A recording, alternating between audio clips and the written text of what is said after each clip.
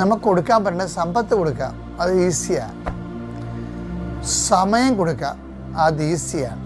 Presence കൊടുക്കാം, it is not that easy. മനസ്സിലായില്ലേ? വലിയ വചനമെന്ന് ഞാൻ പറഞ്ഞില്ലേ, അതാണ് ഉദ്ദേശിച്ചത്.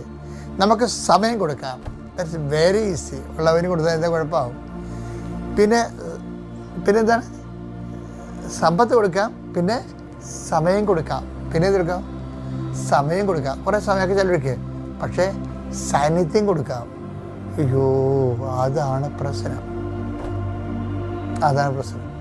പ്രത്യേകിച്ച് സാന്നിധ്യം, രോഗികൾക്ക് സാന്നിധ്യം കൊടുക്കണത്. സാന്നിധ്യത്തിനെതിരെ നിസ്സഹായമായി നിൽക്കുന്നവർക്ക് സാന്നിധ്യം കൊടുക്കണവർ.